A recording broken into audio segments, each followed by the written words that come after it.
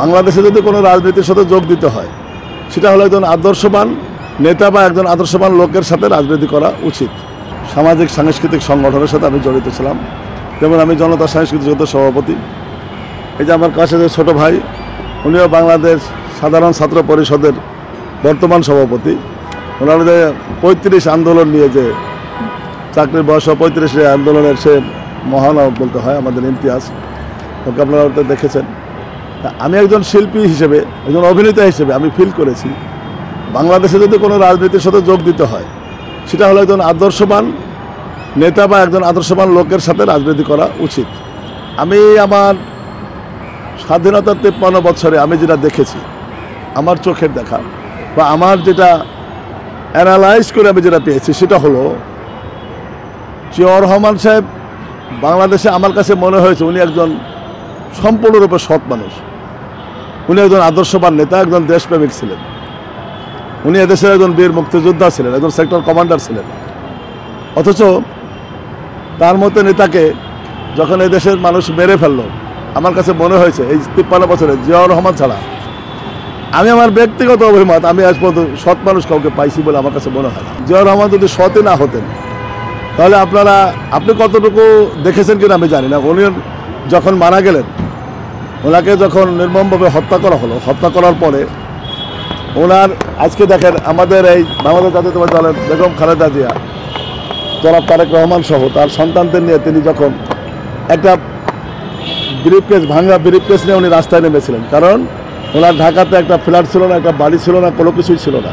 আপনারা অনেকেই না জানেন, অবশ্যই আপনারা জানেন, যে ব্যক্তি একজন সেনাপ্রধান ছিলেন, আমি কিছু না, একজন সেনাপ্রধান, একজন দেশের রাষ্ট্রনায়ক ছিলেন, সেই ব্যক্তি যখন খালি হাতে রাস্তায় তার পরিবার নেমে আসে, তাহলে নিশ্চয়ই আপনাকে বুঝতে হবে সে কোনো আর যাই করুক, সে দুর্নীতি করেনি।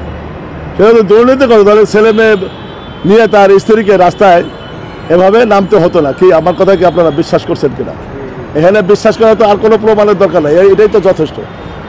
আমি সবসময় সততার সাথে সৎ এবং আদর্শবান ব্যক্তিকে আমি পছন্দ করি। আপনি মুখে বলবেন সৎ, কাজে করবেন দুর্নীতি, এই জাতীয় আদর্শকে আমি কখনো লালন করি না এবং আমি বিশ্বাসও করি না।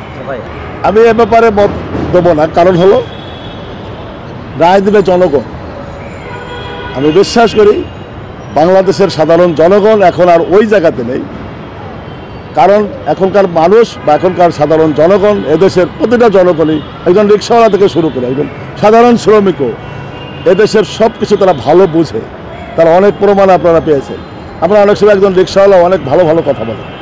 অতএব আমরা একজন বড় নেতা বা একজন বিশেষ ব্যক্তি বা একজন, আপনি শিল্পপতি, আপনি একজন বর্তমান জনাব তারেক রহমান সাহেব বিদেশে বসে আপনারা দেখেছেন জুলাই ম্যাসাকার 2024-এর তার যে ভূমিকা ছিল, আমরা তার যেটা দেখেছি, সে বিভিন্ন সময় বিভিন্নভাবে মিডিয়াতে এসে যে সমস্ত কথাগুলি বলেছে, প্রতিটা কথা ছিল হৃদয় ছোঁয়া এবং সাধারণ মানুষের ভালোবাসার।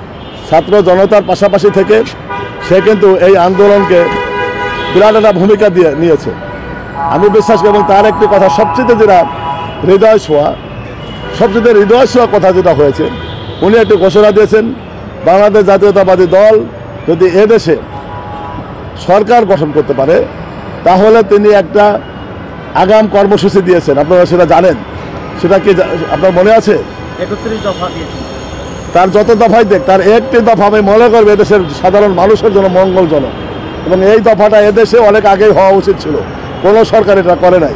সেই দফাটা হলো তিনি একটি পারিবারিক কার্ড, একটি পরিবার একটি কার্ড, সেটা তার পরিবারের যিনি গৃহকর্ত্রী, আপনার যেমন আপনার স্ত্রী থাকলে আপনার স্ত্রীর নামে কার্ডটি হবে, এবং এরা 4 সদস্য বিশিষ্ট এই কার্ডটি করা হবে, এবং এই কার্ডে তাদের সমস্ত রকম সুযোগ সুবিধা দেওয়া হবে।